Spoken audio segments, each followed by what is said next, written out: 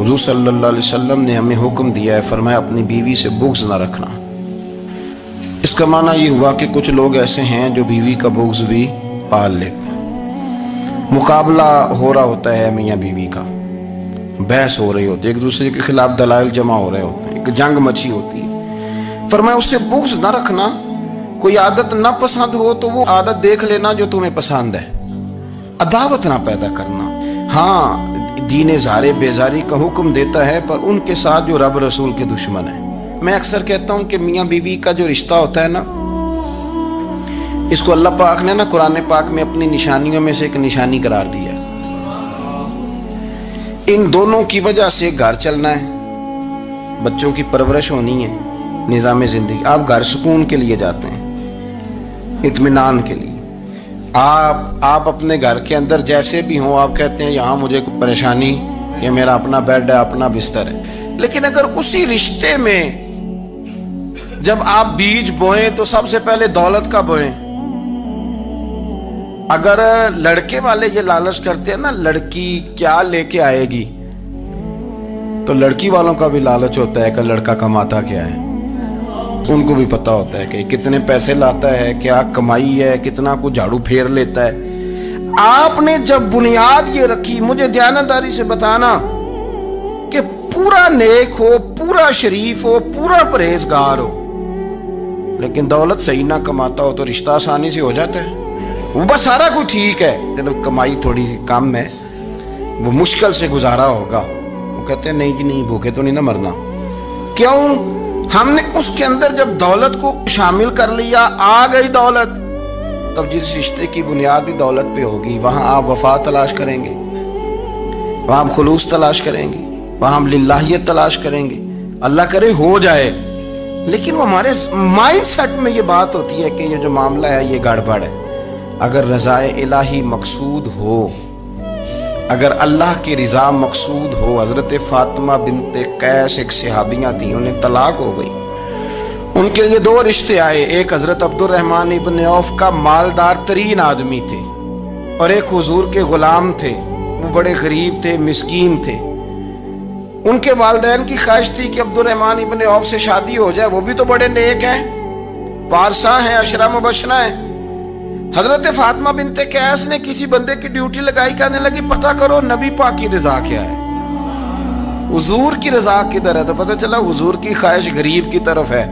तो वो खातून अपने माँ बाप को कहने लगी मेरा ना उस गरीब से रिश्ता करा दो। उन्होंने कहा पुत्र, बेटियों के बारे में माँ बाप बड़े एहसास होते हैं, हम चाहते हैं कि अब्दुर्रहमान इब्न औफ मालदार है तो वो भी तो नेक है ना, हुजूर ने दुनिया में जन्नत की बिशारत दी और उनका बड़ा एजाज है, हुजूर ने उनके पीछे नमाज पढ़ी, बड़ा मर्तबा बड़ा मकाम वाला सहाबी है, वो तो गरीब आदमी है। और फिर हुजूर ने हुक्म तो नहीं ना दिया, ख्वाहिश का इजहार किया है। उस बीबी के जुमले बड़े शानदार है, कहने लगी आप मुझे अल्लाह की रिजा के लिए ना मेरे नबी के हवाले कर दें, मुझे उम्मीद है अल्लाह रसूल मुझे कभी जाया नहीं फरमाएंगे, मुझे हवाले करें रसूल कायनात। छोड़े को जरूरी है दुनियादारी हर तरफ देखना, कहीं कोई काम ऐसा भी तो हो ना जो मोहब्बत के जोर पे हो। बाकी फरोगे मोहब्बत में अपना किरदार अदा करो। देखे ना हुजूर सल्लल्लाहु अलैहि वसल्लम ने फरमाया जिसने मोहब्बत के साथ माँ बाप का चेहरा देखा, अल्लाह उसे कामिल हज का सवाब अता करेगा। लेकिन हदीस में जो हुजूर ने शर्त लगाई, उस शर्त का ख्याल रखना है। किस तरह चेहरा देखना है? फरमाया माँ बाप का चेहरा देखो। किस तरह? अच्छा, ये हदीस बताती है कि कुछ लोग ऐसे हैं जो चेहरा देखते हैं पर मोहब्बत से नहीं देखते। अब्बा जी की कुछ बातें कड़वी भी लगती हैं ना, तो कई दफा कुछ बच्चे चेहरा देखते हैं पर मोहब्बत से नहीं देखते। तो हुजूर ने फरमाया तू मोहब्बत से चेहरा देख, तेरे रसूल का वादा है रब मकबूल हज का सवाब देगा। सहाबी अर्ज करने लगे या रसूल अल्लाह सल्लल्लाहु अलैहि वसल्लम अगर मैं 2 दफा देखूं? तो हुजूर ने फरमाया 2 हज का सवाब। उसने कहा हुजूर मैं दिन में 3 दफा देखूं? तो फरमाया 3 हज का सवाब।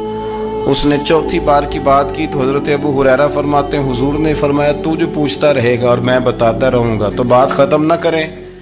हुजूर हुक्म करें, फरमाया तू 100 दफा देख, अल्लाह 100 हज का सवाब अता करे। बात को खत्म करते हैं। तू जितनी दफा देख, अल्लाह तुझे उतने हज का।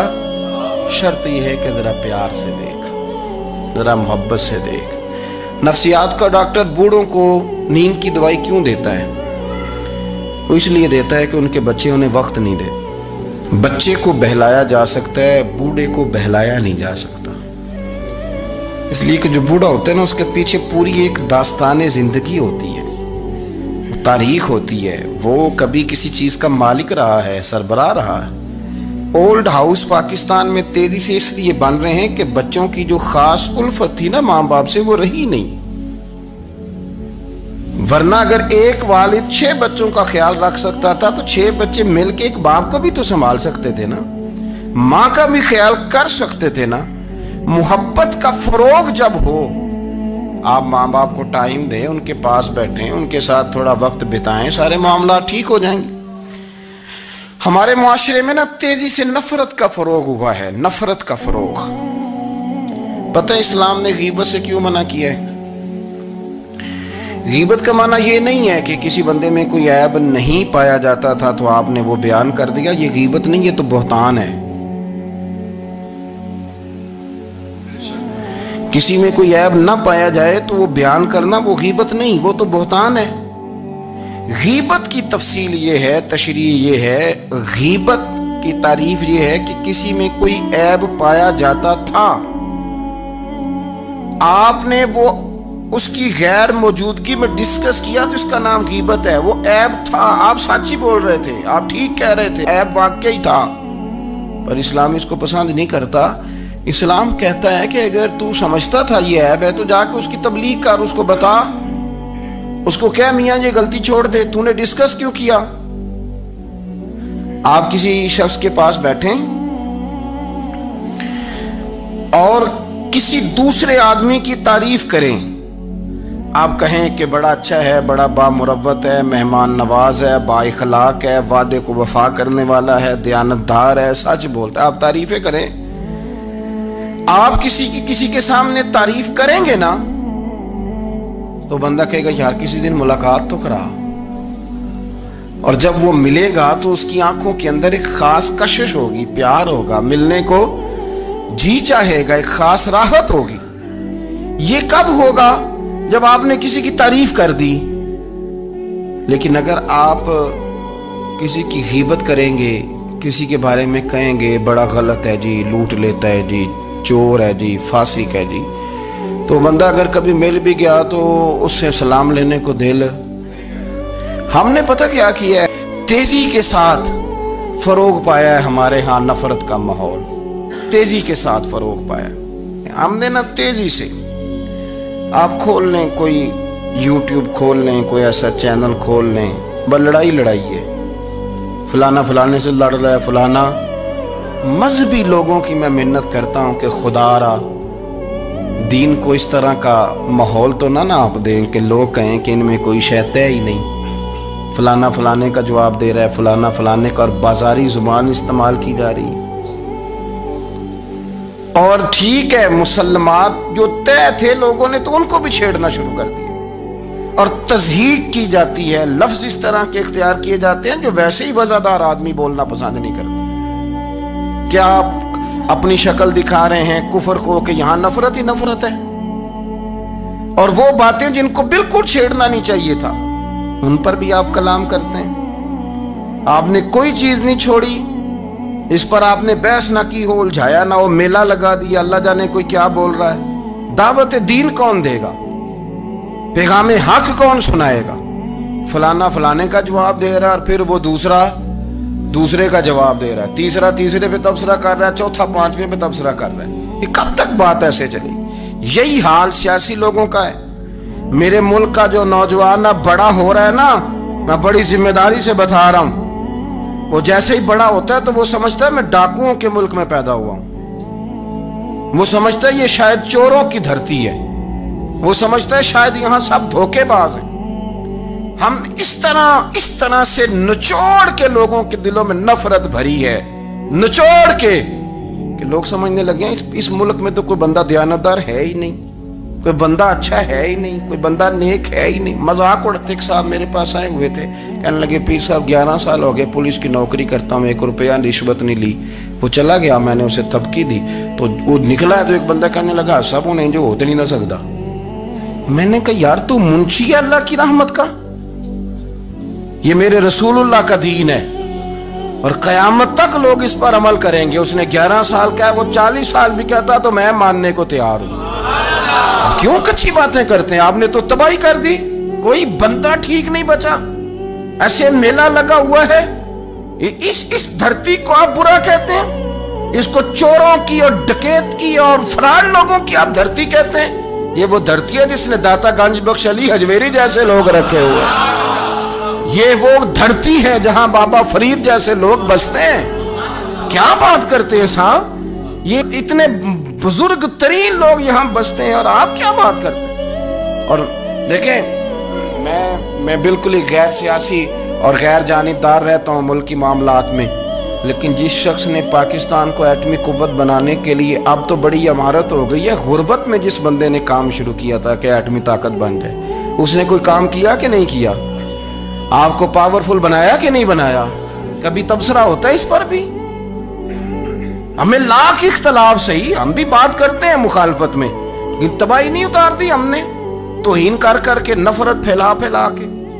اس سے پہلے جو حکومت گئی شاید اس کا سب سے بڑا مخالف میں ہوں, لیکن ایسا نہیں ہے کہ انہوں نے کوئی کام بھی ایسا نہیں جو اچھا نہ کیا ہو.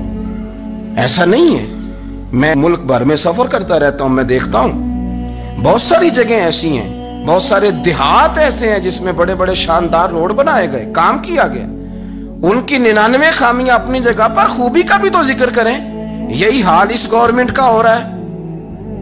لاٹھ لے کے لوگ ہیں, یہ بھی گندا وہ بھی گندا. آپ کس طرح کی بات کر رہے ہیں؟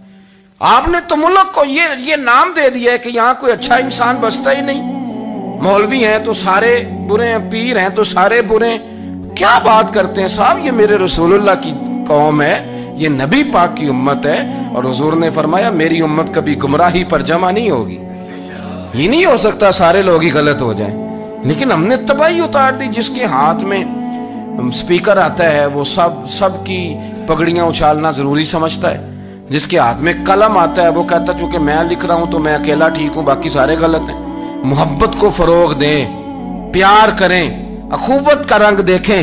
حاتم طائی کی بیٹی مجرم بن کے آئی تھی, مجرم بن کے, کلمہ نہیں پڑھتی تھی, اور اس کو سامنے کھڑے کر کے میرے نبی پاک نے فرمایا تیرا باپ کلمہ نہیں پڑھتا تھا پر اس میں عادتیں اچھی پائی جاتی تھی, اس کی صفات ٹھیک تھیں.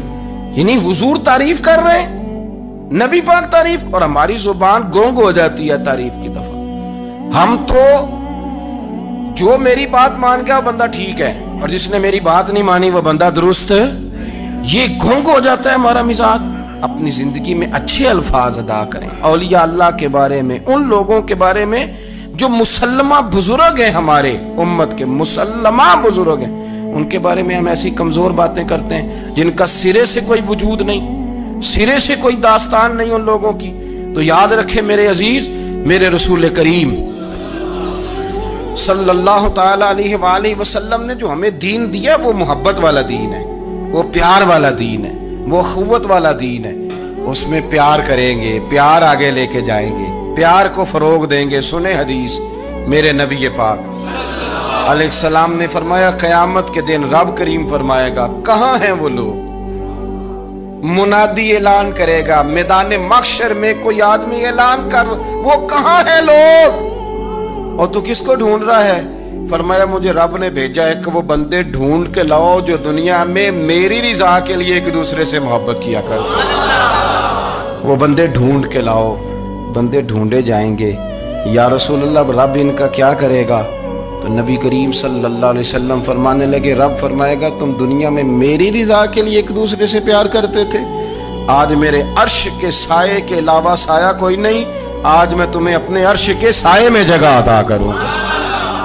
میری رضا کے لیے پیار کیا تم نے, میری رضا کے لیے محبت. خدا رہا تھوڑا تھوڑا لوگوں سے پیار شروع کریں. آپ یقین کریں وہ پولیس والے سے آپ کہیں نا کہ تو اپنا رویہ ٹھیک کر, تو کہتے تو انہیں پتہ نہیں بندے کس طرح دا ساڑھنا سلوک کرتے. وہ بھی مطمئن ہے, وہ کہتا ہے اگر میں گالی گلوچ کر رہا ہوں تو میں ٹھیک کر رہا ہوں. وہ کہتا ہے یہ لوگ لائے کیس ہیں. آپ دیکھ لیں, آپ سمجھ لیں چیزوں کو. میں نے ایک ڈاکٹر صاحب سے کہا کہ تھوڑی سی آپ لوگوں سے شفقت کریں، غریب لوگ آتے ہیں تو کہتے ہیں مفت دوائی دیں، تو یہ بیچ دیتے ہیں جا کے۔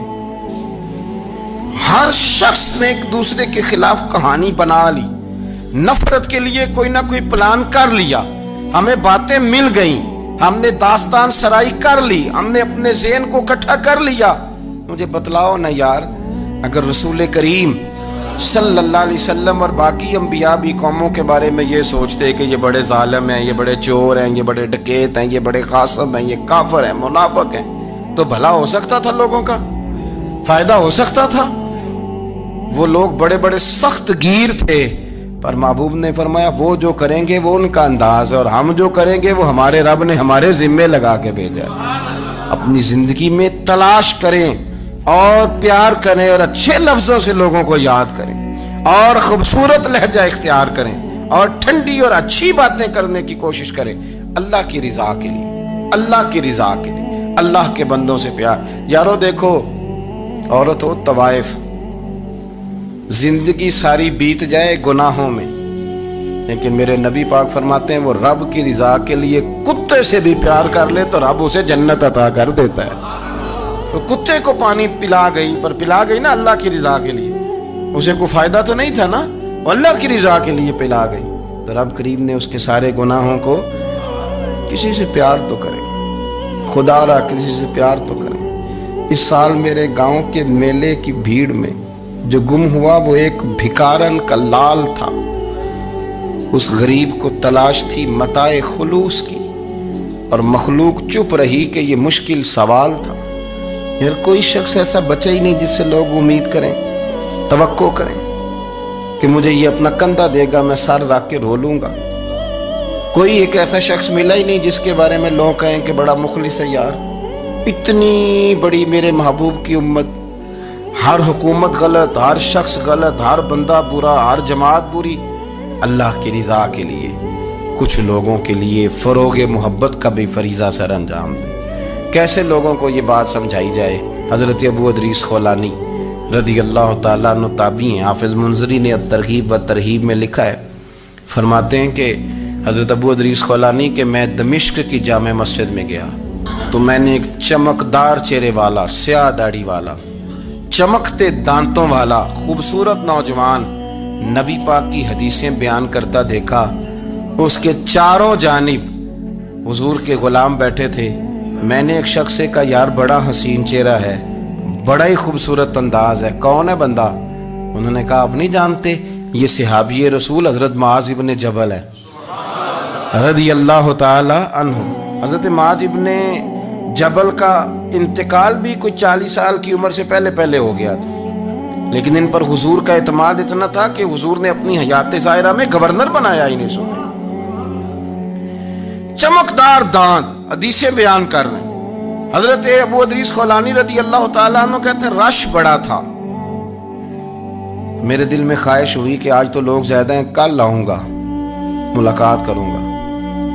کہتے ہیں اگلے دن میں اپنی طرف سے سب سے پہلے گیا، پر حضرت معاذ ابن جبل تو مجھ سے پہلے مسجد میں موجود تھے اور وہ نفل پڑھ رہے تھے، اللہ اللہ کر رہے تھے۔ تو میں نے ان کے ساتھ سلام لی، فرمانے لگے کیسے آئے ہو؟ تو میں نے کہا حضور کل آپ کو دیکھا ہے، آپ کی باتیں سنی ہیں، تو گویا آپ کا تو چہرہ ساری رات میری آنکھوں کے سامنے رہا، تو میں تو سویرے زیارت کی غرض سے حاضر ہوا ہوں۔ اللہ کی رضا کے لیے مجھے آپ اچھے لگے، اللہ کی رضا کے لیے۔ کوئی بندہ ایسا بھی تو ہو نا، کوئی غریب، کوئی مسکین، کوئی عالم، کوئی صوفی، کوئی درویش، کوئی ذاتی تعلق نہ ہو، تعلق کیا ہو؟ اللہ کے لیے۔ آپ مجھے اچھے لگے۔ حضرت سیدنا معاذ ابن جبل فرمانے لگے واقعی ایسا ہی ہے؟ عرض کی حضور بالکل ایسا ہی ہے۔ تو فرماتے میں نے چادر لی ہوئی تھی، حضرت معاذ ابن جبل نے میری چادر کو پکڑ کے کھینچا، فرمایا پکی بات کر یار۔ میں نے کہا حضور پکی کر رہا ہوں۔ تو فرمانے لگے سن، پھر میں نے نبی کریم سے سنا ہے، رسول کریم علیہ السلام نے فرمایا جو دو بندے رب کی رضا کے لیے پیار کرتے آپس میں، اللہ ان دونوں سے محبت فرماتا ہے۔ سن پھر اس کو یاد رکھنا، اللہ ان دونوں سے محبت کرتا ہے۔ حضرت ابو ادریس خولانی سے کوئی پوچھتا تھا نا کہ دنیا میں جانا ہے تو سرمایہ کیا ہے، تو فرماتے تھے یہ جو میں نے چادر لی ہوئی ہے نا، इस चादर के अंदर मेरा वजूद है और वजूद के अंदर मेरा दिल है और दिल के अंदर मैंने हज़रत मुआज़ इब्न जबल को रखा हुआ है। मैंने वहां उनका ठिकाना बनाया हुआ है, वहां उनका ठिकाना है। ये दौर ही नुक्ताची है, कहीं चुप के बैठ जा, और जिस दिल में तू मकी है वहीं छुप के बैठ जा।